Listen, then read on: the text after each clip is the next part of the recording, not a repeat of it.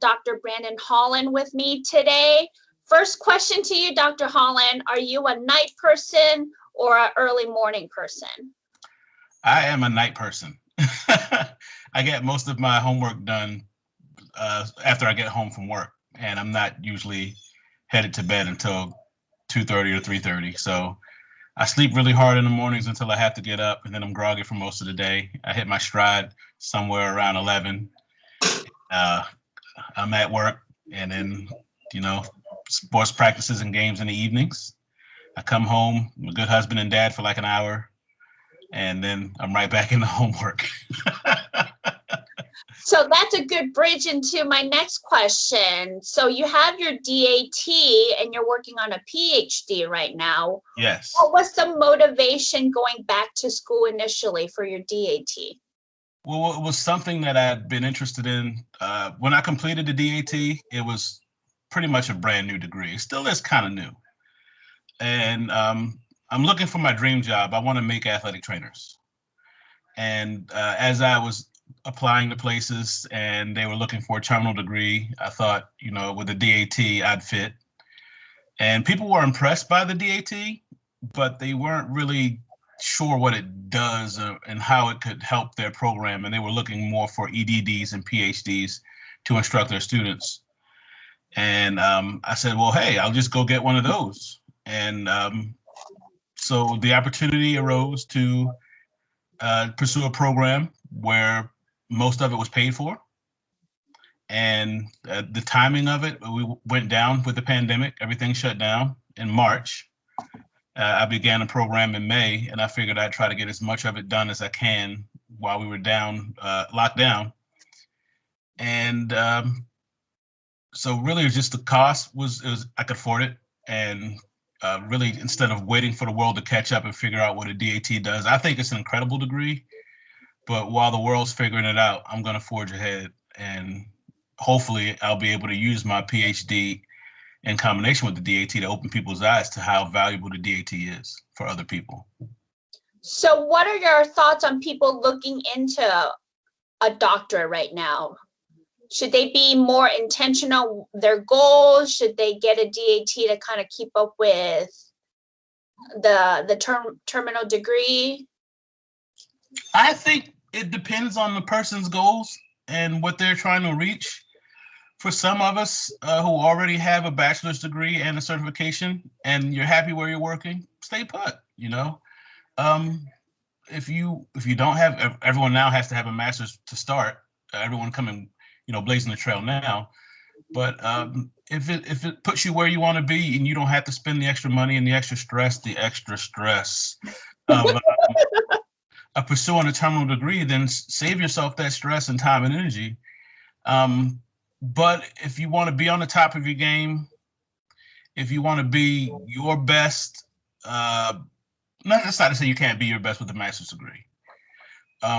But the way I looked at it is, this is out there and I haven't done it yet. It can teach me something. I learned a lot more about the leadership aspect of athletic training in the DAT than I had in my other, degrees. So it really depends on what you want to do.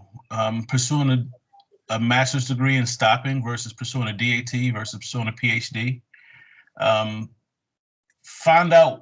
My advice to people is to find out what you want to do. Think of your end goal in your career and figure out what requirements are there and pursue those requirements. But I do think the DAT is a fabulous degree. So you work in the secondary school setting. Tell me something that most people don't know about a high school athletic trainer and your workday. Something that most people don't know is, well, I guess they do know, but I think the thing that sticks out to me most is that we wear so many hats.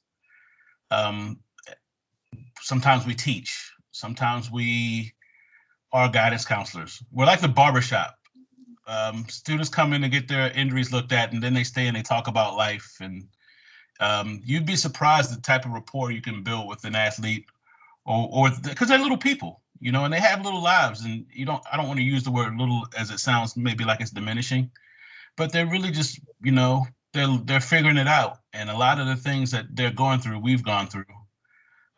Boyfriend, girlfriend problems, issues at home, and so we do a lot more than treat their injuries. I think I learned a lot more as a high school clinician about treating a whole person than I did when I was working as a grad student at a D3 school, and that I did when I was working at Division I schools over the summers doing per diem work.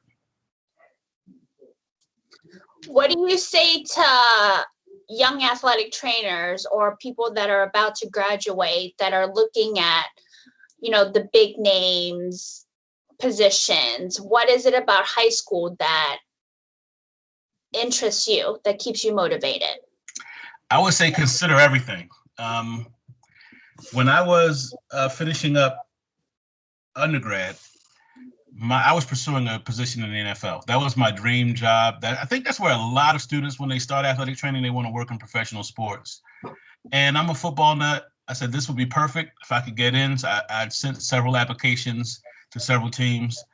One team hit me back and said, "We want you to go to this place and take a drug test." And all of the other letters I got from teams were like, "Thanks, but no thanks." I asked my head AT what that meant, and he said, usually if they ask you to take a drug test, it's because you're their guy, and they're going to offer you a position if you pass. I said, cool, I could pass the drug test. I studied. I know what this is about. Let's go do it. So right after that, I found out I was going to be a dad, and I was terrified. And so I contacted that team and turned down a position because I had to make money. And I ended up falling into a high school position. And it was pretty dope because you work your butt off for nine and a half months out of the year. And then over the summer, you get to be a full-time family man. And that was right up my alley. And that's my dream lifestyle. My dream job and my dream lifestyle weren't really congruent. But being a full-time dad and a full-time husband for 2.5 months, don't call me. Don't email me. I'm not going to check my email again until the end of July when we're getting ready for fall sports. So, hey, if you need something, call someone else. And there's nothing that anybody can do about it, really, as long as you fulfill your contract. But a lot of larger programs and professional programs don't really have an off season as we see it. They have a season and they have a non-season, but you're always working. And so I really enjoy that aspect of the high school. There's some and that's not to say that the professional ranks and the Division I ranks and the major program ranks are all bad. I think they're incredible, but does it fit your lifestyle goals? So you have to really consider all of those things.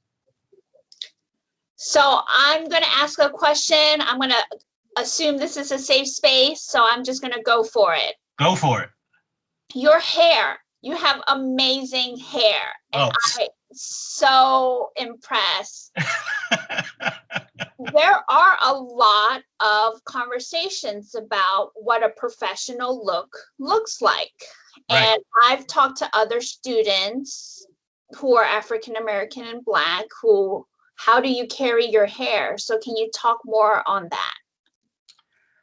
I am at a position in my career where I've built a pretty impressive CV, a pretty impressive resume, a pretty impressive reputation. And it's not me bragging on myself.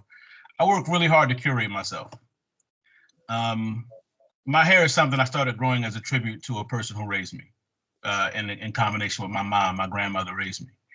So when she got cancer, when she started getting treatments, her hair fell out. And so my hair is kind of, how I hang on. My grandmother was one of the most incredible people that anybody's ever met. So, but I do recognize that it is off-putting to some people. That in combination with my skin tone, in combination with my size, in combination with my South Baltimore accent that comes out sometimes. When people see me, they automatically have an assumption about me. So I recognize that my appearance is the first impression.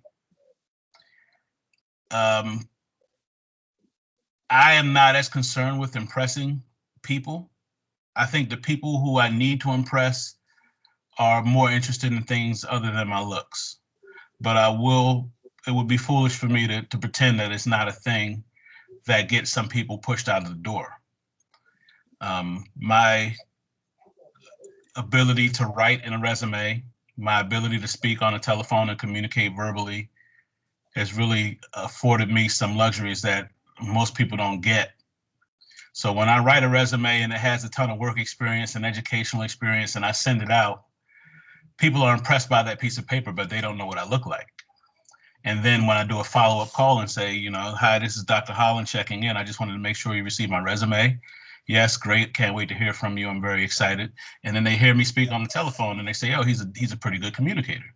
And then they file that up here and they still don't know what I look like. But then they call me for a Zoom interview or they invite me in to do an interview. They see me and I'm 6'2" and I'm 300 pounds and my hair is 2 feet long.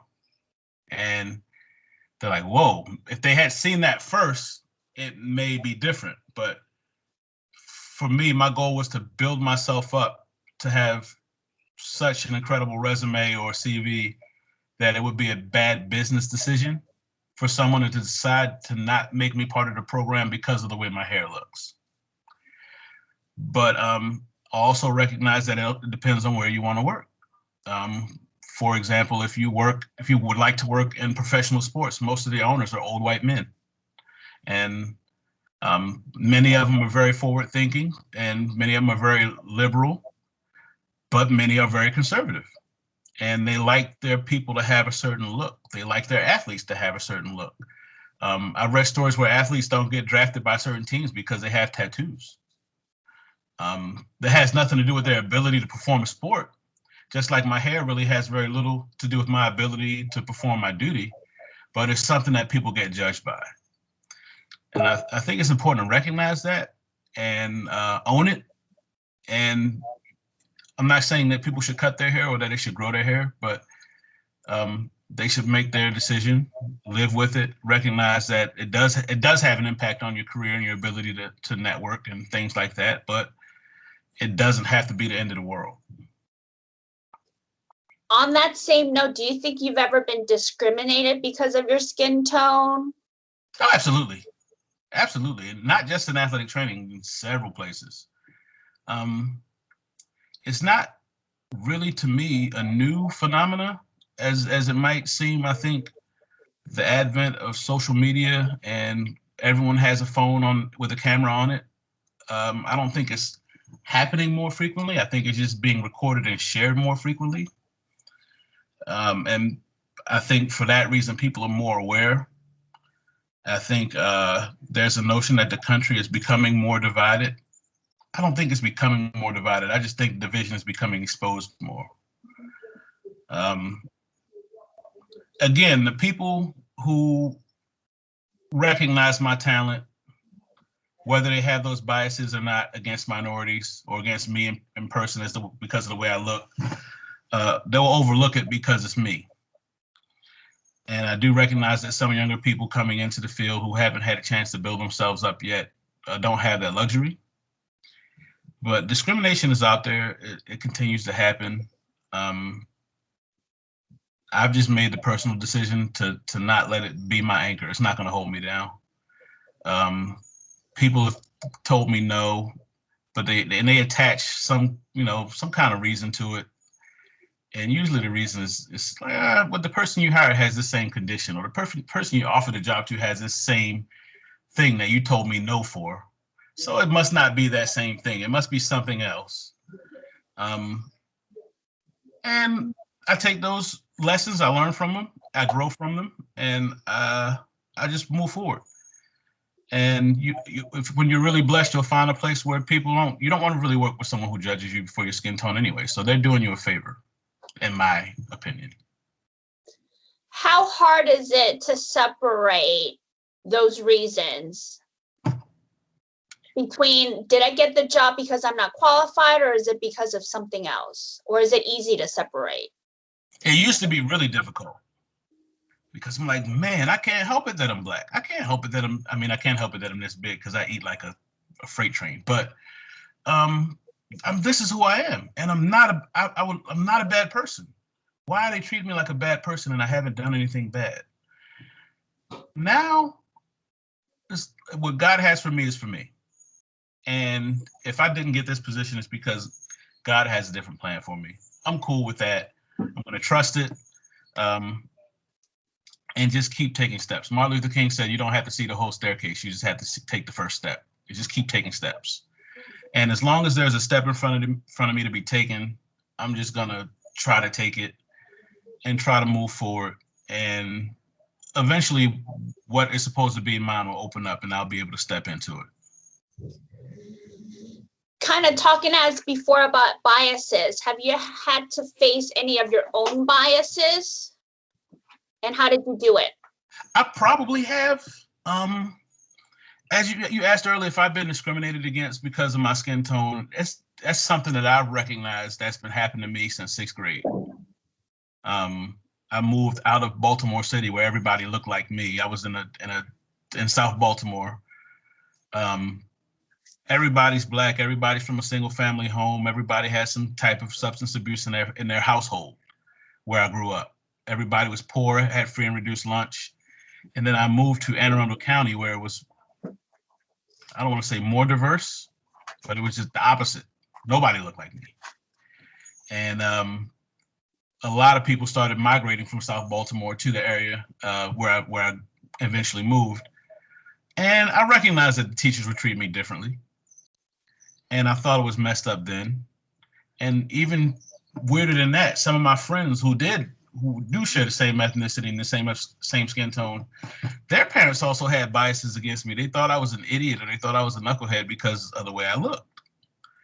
And then they would talk to me and I would open their eyes to some things and I'm surprised that you would say something so deep.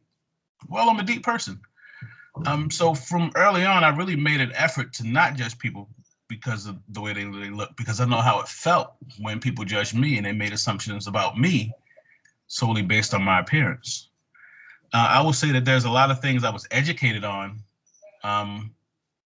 really trial by fire when I started working in the workplace.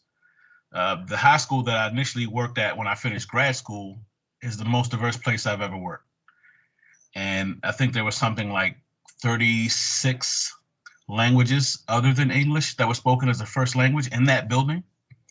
There's several cultures and religions, and I learned a lot about how you can treat an athlete during Ramadan when you can't treat them during other parts of the year, or how you treat or certain athletes that they can't be touched by members of the opposite sex. So how do you evaluate a person you can't put your hands on?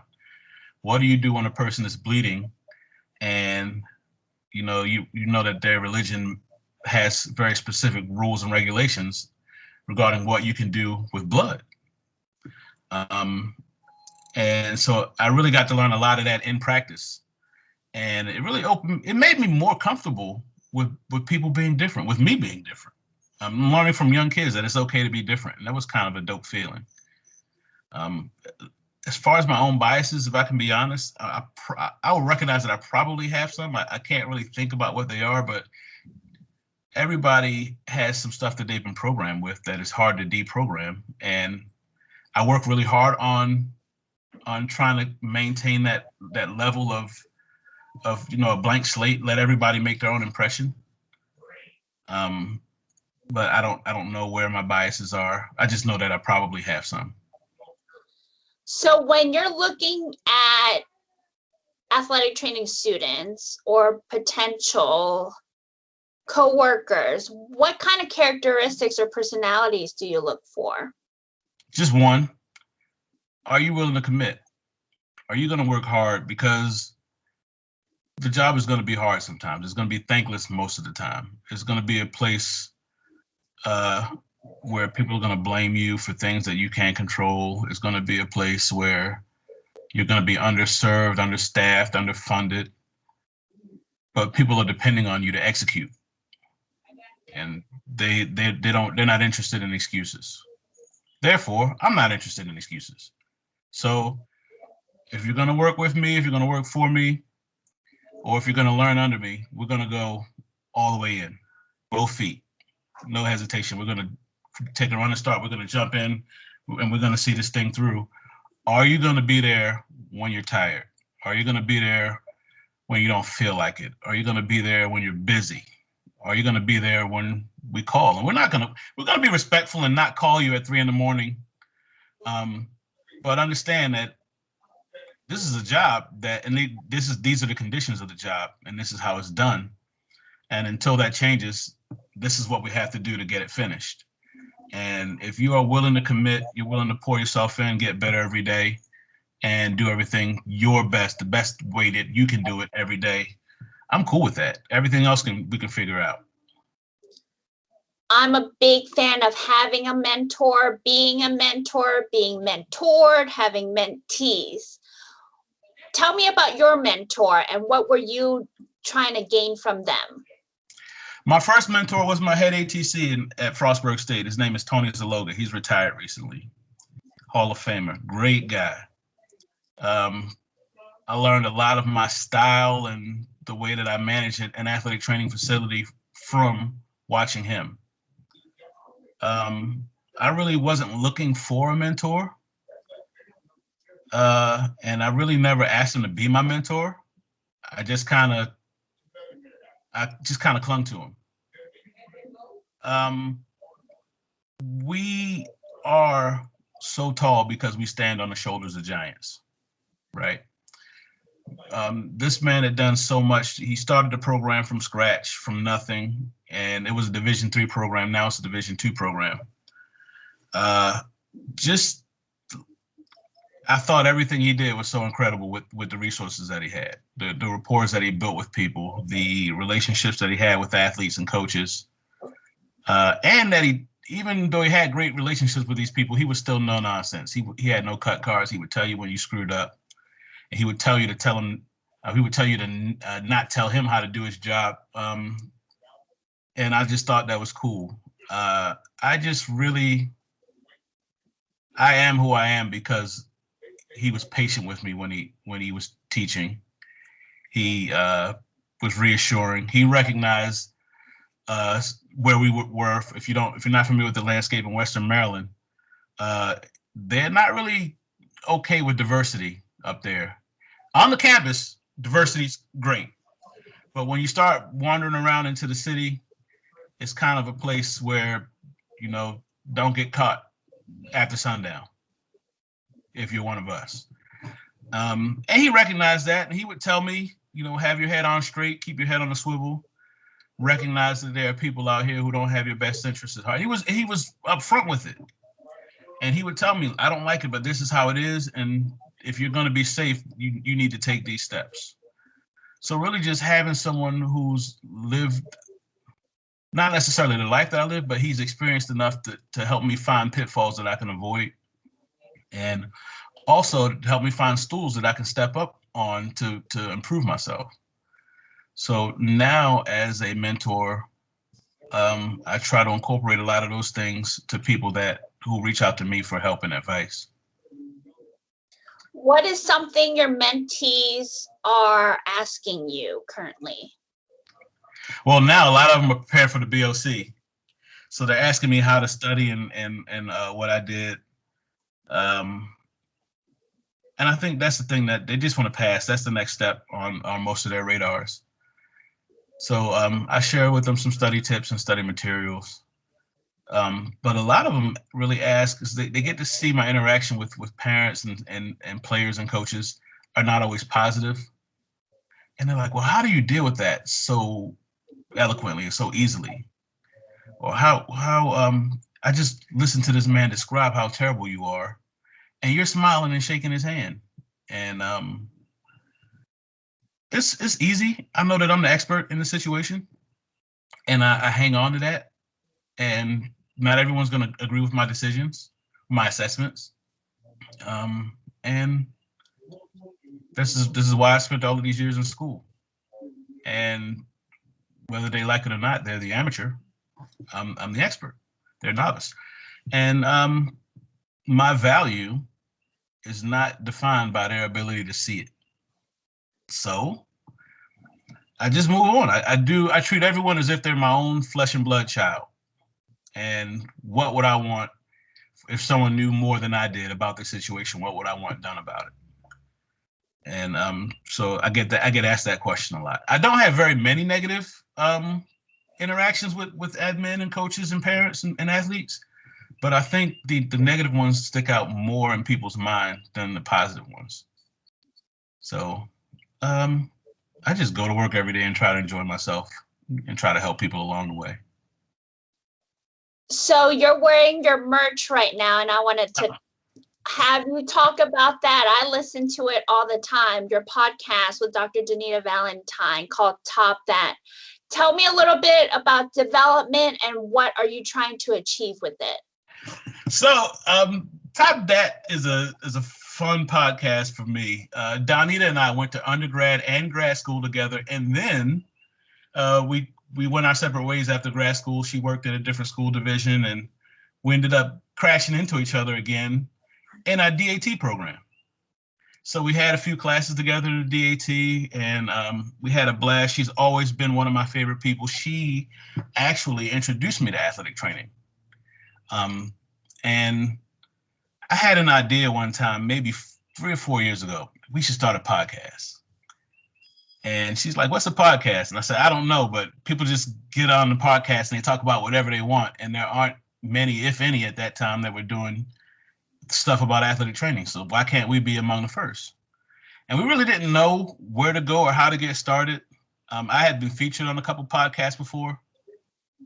And so I said, well, let's just do it. Let's just get some equipment and we'll just YouTube how to do it. You can learn everything on YouTube these days.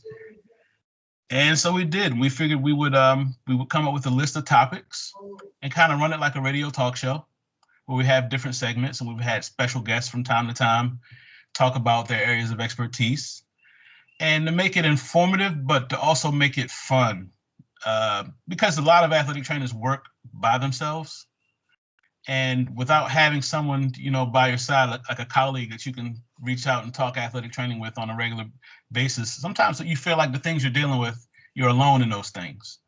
But to just spread the word that you're not alone. Everyone goes through what you're dealing with. Everyone has issues where maybe the school won't fix some of the mechanical problems in your room, where there's a leaky pipe, that you're not the only one with the leaky pipe. You're not the only one whose coach moves practice from 5 PM to 8 AM and then forgets to call you and then chews you out when you're not there. Or you're not the only one who will have 8 athletes go down in a matter of 5 minutes and you have to decide which one is the most serious. So we talk about how we deal with those things and how we move through them, and then also try to bridge some gaps in knowledge for people, and also encourage people to kind of give back to athletic training. I think most of us were the beneficiaries of someone's, generosity in some kind of way, if it's material or if it's just them spending their time helping to uplift us. And so we just really want to try to provide that for people and also make it interactive. So we have social media, and we encourage people to give us ideas, because we don't want it to be our show. We want it to be your show, right? So give us ideas on what we should talk about. If you have specific questions that you would like asked. Some of the shows we've done already were from people reaching out and saying, hey, our students are having troubles with this. How do we deal with it? Or we really need more, preceptors to support our program. Would you mind having someone come on and talk about being a preceptor and why it's important? Oh, yeah, absolutely. And we're blessed to have networked with people in all of these different areas that we can reach out to them. And they all have great hearts and are all willing to dig and dive in and say, yes, I'll donate my time, because we don't have the money to pay anybody to do interviews. But they donate their time because they are dedicated to advocating for the profession. So far, a couple episodes in, has been your biggest joy from doing this podcast? The biggest joy is when people reach out on social media. You really don't know how you're reaching people until they tell you. And hey, I really like this, or I thought you could have did that, or hey, the school division in this state, here's how they're managing the pandemic, or I never considered that. And really just people who you never would have heard from or interacted with are sharing their ideas with you and telling you that they appreciate the work that you're doing. They appreciate the podcast.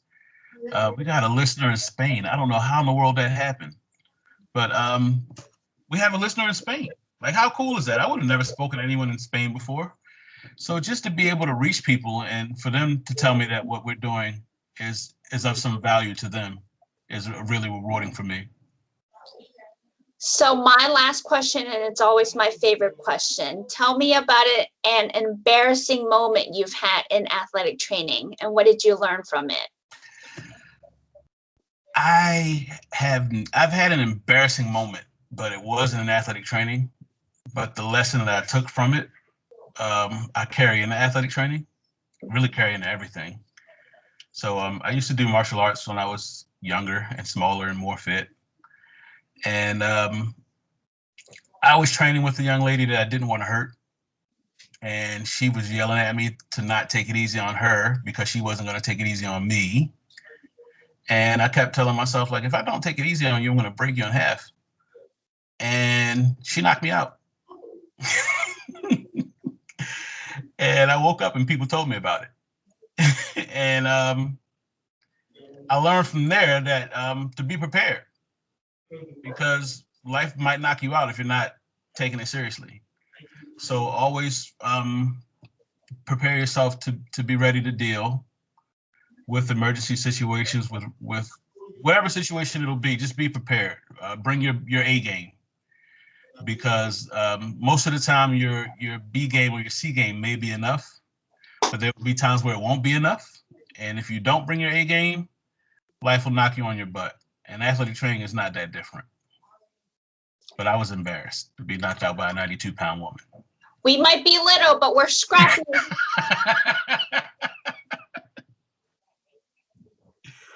Yep. That was in 10th grade.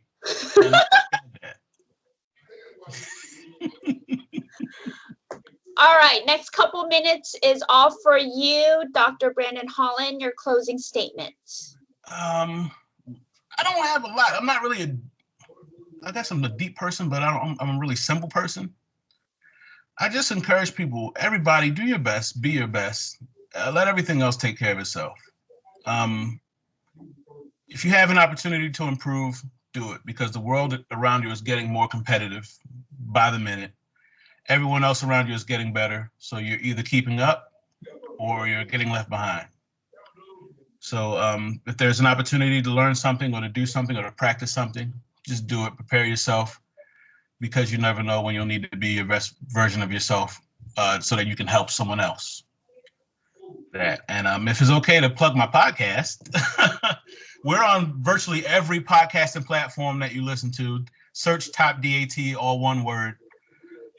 You can follow us on social media at Instagram, Facebook, and Twitter at @the_top_DAT, and on LinkedIn at top-DAT and the number one. It's top-dat1. Dr. Holland, thank you so much for your time, and I'll talk to you soon. Thank you for inviting me. I had a blast. Thank you. All right.